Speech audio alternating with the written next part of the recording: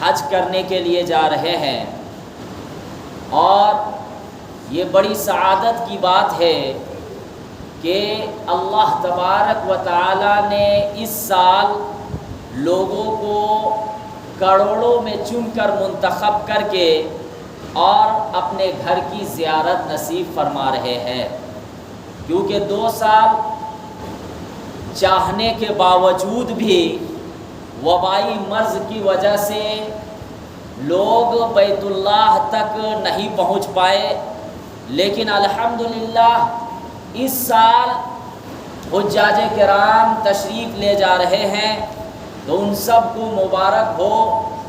اور اس کے ساتھ ساتھ جب وہاں پہنچے تو بھارت کے لیے امن و امان، بھائی چارگی، ہر مذاہب کے اندر محبت عطا فرمائے، اور اس کے لیے خاص طور پر جتنے بھی حجاج تشریف لے جا رہے ہیں رانچی جھارکھنڈ سے، ان سب سے گزارش ہے کہ اپنے وطن کے لیے ضرور دعا کرے کہ اللہ تعالی بھارت کے اندر خوشحالی عطا فرمائے، اور ہر مذاہب کے اندر محبت عطا فرمائے، اور ہر طرح کے ناپاک سازشوں سے تمام انسانوں کی حفاظت عطا فرمائے۔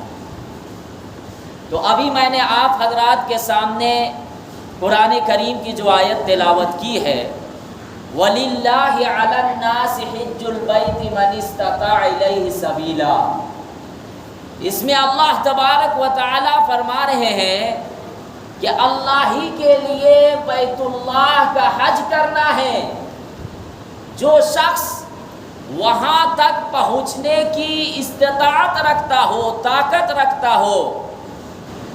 اب یہاں پر اس آیت کے اندر غور کیجئے، اللہ تبارک و تعالی شروع میں کیا فرما رہے ہیں کہ حج میں اگر آپ جا رہے ہیں تو وَلِلَّهِ، کس کے لیے جا رہے ہیں؟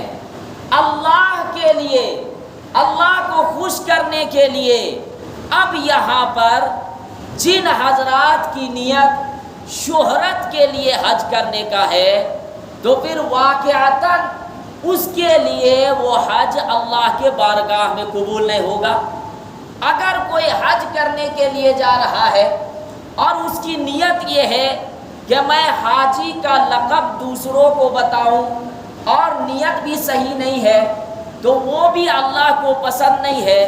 اس لیے اللہ تبارک و تعالی آیت کے اندر شروع میں یہ ارشاد فرمایا وَلِلَّهِ عَلَى النَّاسِ، کہ لوگوں اگر تم حج کرنے کے لیے جا رہے ہو بیت اللہ شریف کے لیے، تو کس کے لیے حج کرنا ہے؟ اللہ کے لیے حج کرنا ہے۔ اور اس کے بعد پھر اللہ تبارک و تعالی ارشاد فرما رہے ہیں وَلِلَّهِ عَلَى النَّاسِ حِجُّ الْبَيْتِ مَنِ اسْتَطَاعَ إِلَيْهِ سَبِيلًا، کہ جو شخص وہاں تک پہنچنے کی استطاعت رکھتے ہو، وہاں تک پہنچنے کی جو استطاعت رکھتے ہو، ان پر حج فرض ہے۔ اب استطاعت کا کیا معنی ہے؟ اس کا مطلب یہ ہے کہ آپ کو اللہ تبارک و تعالی اتنی مال سے، یعنی اتنے پیسوں سے نوازا کہ آپ وہاں جانے کے لیے بھی آپ کے پاس پیسہ ہے، وہاں سے واپسی آنے کا بھی آپ کے پاس سواری کا پیسہ ہے، اور گھر میں بھی اتنا پیسہ ہے کہ آپ دے کر حج کرنے کے لیے جا سکتے ہیں، تو پھر آپ پر حج فرض ہے۔ تو اب آپ پر حج فرض ہے۔ اس کے بعد پھر استطاعت کا معنی یہ بھی ہے کہ آپ پر طاقت و قوت بھی ہو۔ اس کا مطلب یہ ہے کہ آپ کو جانے کے لیے قدرت ہو، طاقت ہو، آپ وہاں پہنچ سکتے ہو، چلنے کی طاقت ہو، ہر ارکان کو، اعمال کو، واجبات کو صحیح طریقے سے آپ ادا کر سکتے ہو، تب ان پر حج فرض ہے۔ اب اگر ایک شخص کے پاس پیسہ تو ہے لیکن بیچارہ اتنا کمزور ہے کہ وہاں تک پہنچنے کی طاقت نہیں رکھتا، چلنے کی طاقت نہیں ہے، تو اب کیا کرے؟ تو ان لوگوں کے لیے بہتر اور افضل تو یہی ہے کہ کسی ایسے شخص کو منتخب کرے جو حج کے ارکان واجبات کو جانتے ہو ایسے لوگ کو چن کر اور حج بدل کی نیت سے بھیج دے۔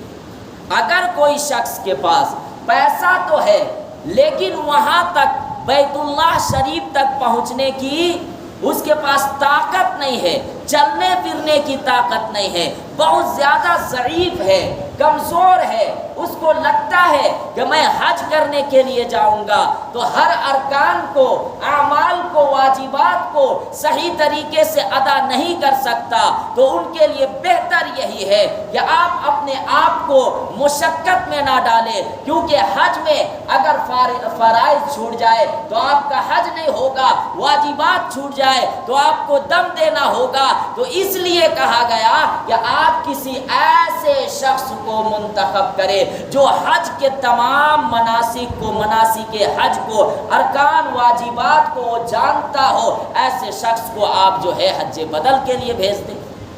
تو اب جو حج بدل میں گیا اس کو بھی ثواب ملا، جو بھیجا ان کا بھی حج ہو گیا۔ زندگی میں ایک مرتبہ حج کرنا فرض ہے۔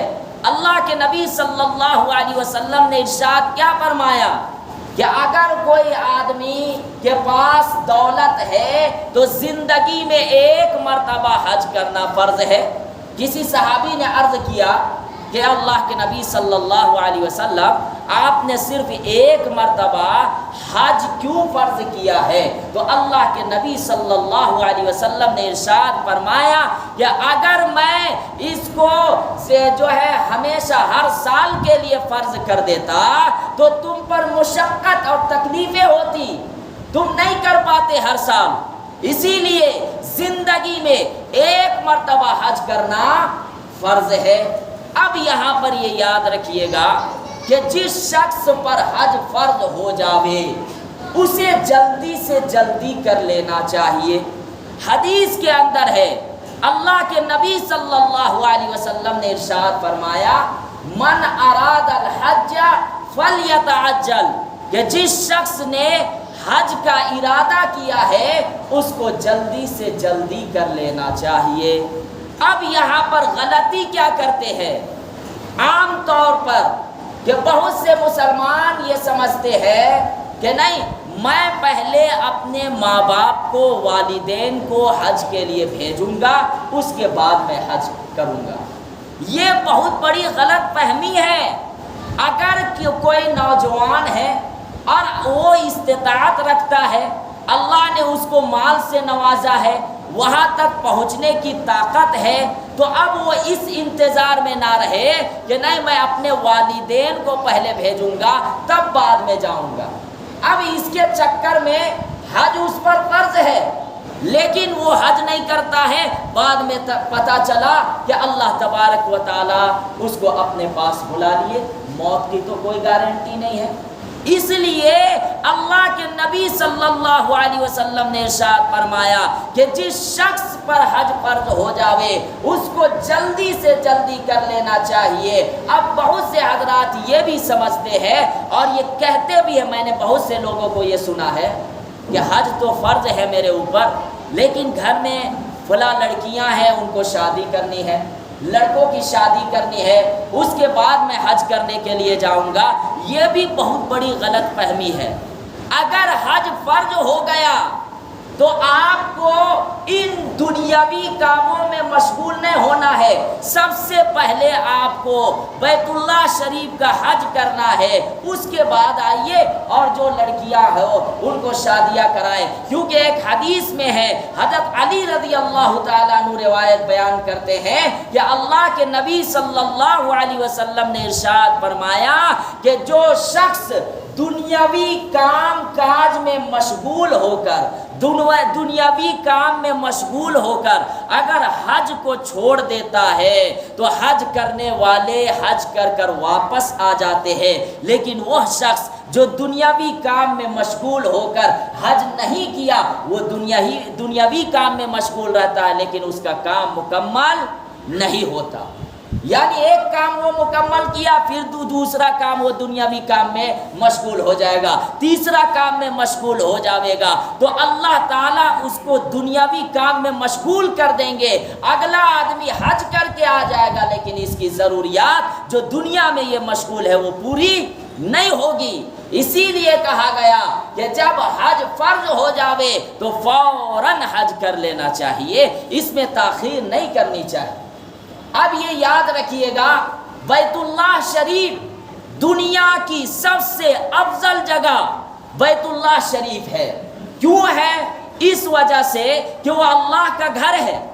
ہر ملک والے کو اپنے وطن سے محبت رہتی ہے، لیکن مسلمان مکہ کو اور کیوں محبت کرتا ہے، مدینہ کو کیوں محبت کرتا ہے؟ اس کی وجہ یہ ہے کہ مکہ میں بیت اللہ شریف ہے، اللہ کا گھر ہے، اور اسی گھر کا طواف کیا جاتا ہے۔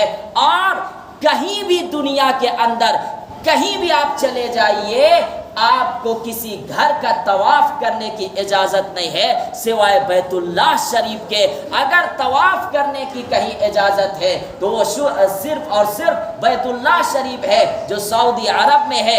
اس وجہ سے ہر امت مسلمہ پوری دنیا کے اندر اس مکہ شریف کو، بیت اللہ کو ادب اور احترام کے نیت سے طواف کرتے ہیں، اور یہ افضل جگہ ہے۔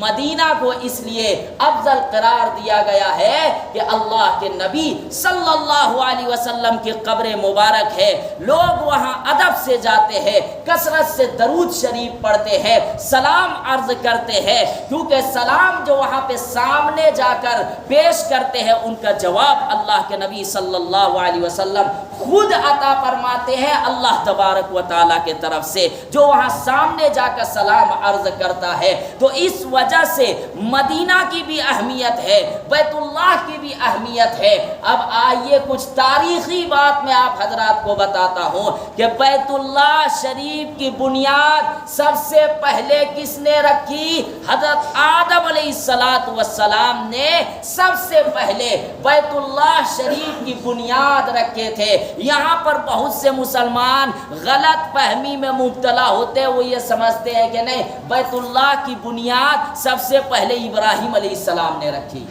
ایسا نہیں ہے، حدیث کے اندر ہے کہ بیت اللہ شریف کی سب سے پہلے بنیاد حضرت آدم علیہ السلام رکھے تھے۔ جب اللہ تبارک و تعالیٰ نے حضرت آدم علیہ السلام کو درخت کا پھل کھانے سے منع کیا تھا، تو جب درخت کا پھل کھائے اس کے وجہ سے اللہ تعالیٰ نے حضرت آدم علیہ السلام کو جو ہے دنیا میں بھیج دیے، تو وہ سب سے پہلے بھارت میں آئے تھے۔ تو یہ ہمارے باپ دادا کی زمین ہے۔ ہمارے باپ حضرت آدم علیہ السلام، اور حضرت آدم علیہ السلام سب سے پہلے کہاں آئے تھے؟ بھارت میں آئے تھے جب جنت سے نکالا گیا تھا۔ تو حضرت آدم علیہ السلام پھر اس کے بعد ہجرت کر کے کہاں جاتے ہیں؟ مکہ معظمہ۔ پھر اللہ تبارک و تعالی حکم دیتے ہیں کہ تم بیت اللہ کی بنیاد ڈالو۔ تو اللہ کے گھر کی بنیاد حضرت آدم علیہ السلام فرشتوں کی رہنمائی میں کرتے ہیں، اور اس کے بعد بنیاد ڈالنے کے بعد جب کام مکمل ہو جاتا ہے تو اللہ تبارک و تعالی حضرت آدم علیہ السلام کو حکم دیتے ہیں کہ تم میرے گھر کے لیے جو ہے طواف کرو، حج کرو۔ اور اس کے بعد حضرت آدم علیہ السلام حج کرتے ہیں۔ وہاں روایت میں یہ بات لکھی ہوئی ہے کہ جب حضرت آدم علیہ السلام حج کر رہے تھے تو اس وقت 300 لوگ ان کے ساتھ تھے حج کرنے والے۔